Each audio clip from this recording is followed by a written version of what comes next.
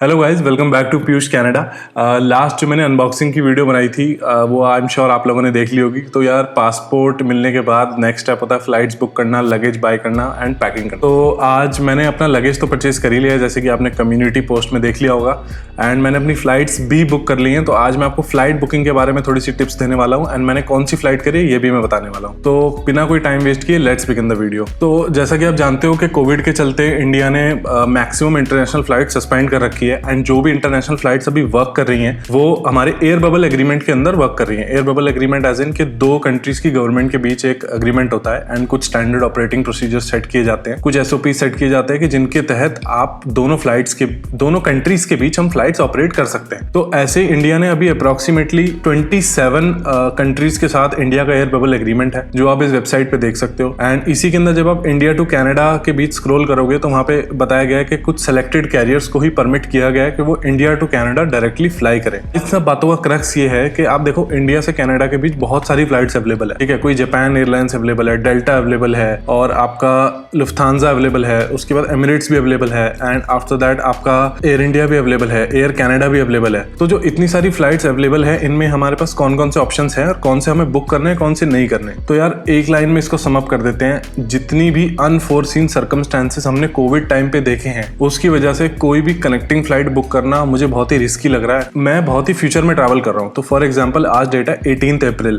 मैंने जो अपनी टिकट कराई है मैंने 2 जून की टिकट बुक कराई है। इसके बीच काफी सारे रूल्स चेंज हो सकते हैं, कोविड सिनेरियो क्या पता थोड़ा सा बेटर हो जाए, थोड़ा सा बेकार हो जाए। तो जो कनेक्टिंग फ्लाइट है वो मेरे लिए बहुत रिस्की मुझे फील हो रही थी। अगर आपको बहुत रिसेंटली ट्रैवल करना है, let's say with in 10 days travel करना है, within a week travel करना है, तो शायद आप कनेक्टिंग फ्लाइट्स ले लो एयरलाइन से बात करके। तो जो मेरी फ्लाइट है वो 2 जून की एयर इंडिया की फ्लाइट है, जो रात को 3:30 बजे इंडिया से निकलेगी एंड कनाडा मुझे सुबह 7 बजे कनाडा पहुंचा देगी। मोरओवर सबसे ज्यादा इंपॉर्टेंट पॉइंट जो किसी भी इंटरनेशनल स्टूडेंट के लिए सबसे ज्यादा मैटर करता है, please correct me if I am wrong, India से ऑपरेट करने वाली एयर इंडिया ही ऐसी एक वेबसाइट है जो आपको स्टडी परमिट होने पे एक 23 kg का बैग एक्स्ट्रा कैरी करने की परमिशन देती है, that also free of cost. Air India का जो महाराजा ऑफर होता है, जिसके अंदर if you have a study permit you're valid for the Maharaja offer, you can carry 1 extra piece of luggage of 23 kgs apart from जो 2 आपको अलाउड होते हैं, आप वो कैरी कर सकते हो। तो बेसिकली आप इन टोटल 3 23 kgs के बैग कैरी कर सकते हो, प्लस एक आप केबिन में एक लगेज कैरी कर सकते हो, प्लस 1 लैपटॉप बैग। तो यार सबसे बड़ा बेनिफिट यही है एयर इंडिया बुक करने का कि आपको लगेज बहुत ज्यादा एक्स्ट्रा मिल जाता है। तो मैंने डायरेक्ट फ्लाइट बुक करी है। अब फ्लाइट बुकिंग को लेकर कुछ आपको मैं टिप्स दे देता हूँ। सबसे पहले जो ये एयर बबल एग्रीमेंट वाली फ्लाइट्स है, इनको आपको एयर इंडिया की वेबसाइट से या डायरेक्टली एयर इंडिया से ही बुक करना है। इनको आपको किसी भी थर्ड पार्टी पोर्टल से बुक नहीं करना। फॉर एग्जाम्पल सेम फ्लाइट जो मैंने एयर इंडिया से इस टाइम 46,000 की बुक करी है, वही फ्लाइट मुझे मेक माई ट्रिप पे 52,000 की दिखा रही थी, एंड सिमिलर पोर्टल्स पे इतना ही रेट आ रहा था। तो जितनी भी एयर बबल एग्रीमेंट वाली फ्लाइट्स है वो आपको डायरेक्टली एयर इंडिया की वेबसाइट से ही या फिर काउंटर पे, एयर इंडिया के किसी काउंटर पे जाकर डायरेक्टली ही बुक करनी है। सेकेंडली, अगर आप कनेक्टिंग फ्लाइट करा रहे हो तो आप बहुत ज्यादा फ्यूचर में कनेक्टिंग फ्लाइट्स नहीं कराना। अगर आपको कनेक्टिंग फ्लाइट लेनी है, जैसे कि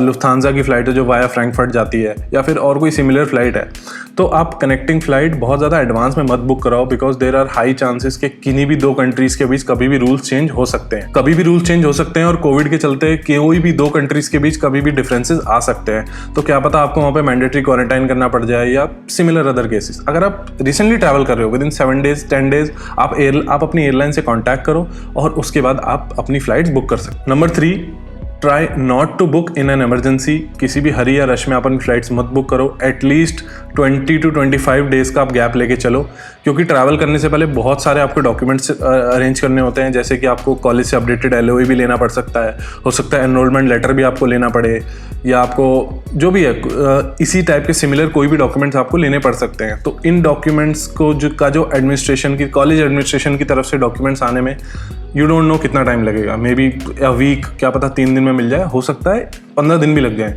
तो just keep sufficient time in between, क्योंकि आपको पैकिंग भी करनी है, आपको सारा कुछ मैनेज करके चलना है। फोर्थली, जो भी टिकट का एवरेज प्राइस है that should be between 40,000 to 70,000 के बीच आपकी टिकट का प्राइस होना चाहिए। अगर आप इससे ज्यादा पे कर रहे हो दैट मीन्स कि आप you are being overcharged. Last point, flight book करने से पहले उसकी कैंसिलेशन पॉलिसी और उसकी डेट चेंज पॉलिसी ज़रूर देख लेना। जैसे एयर इंडिया की policy usually I think if I am not wrong 10,000 रुपये उनकी कैंसिलेशन चार्जेस हैं एंड 6,000 रुपीज़ में वो रीस्केड्यूल कर देते हैं। तो यार यही थी छोटी सी वीडियो। अभी मैंने लगेज वगैरह परचेज कर लिया है, अभी पैकिंग स्टार्ट करूँगा। नेक्स्ट वीडियो आएगी लगेज परचेजिंग की टिप्स पे आप और किस टाइप का आपको लगेज खरीदना है, किस टाइप का नहीं खरीदना है। So thank you for watching this video and अगर आप यहाँ तक आ गए हो तो प्लीज़ सब्सक्राइब करके जाना। कुछ भी आपके क्वेश्चन है कॉमेंट में डाल दो, मैं सबका रिप्लाई करता हूँ। जो लोग मुझे इंस्टाग्राम पे DM करते हैं प्लीज़ हाई लिख के मत छोड़ा करो। आप डायरेक्टली अपना क्वेश्चन पूछो, मैं सबको रिप्लाई देता हूँ। Thank you so much, bye bye, see you in the next video.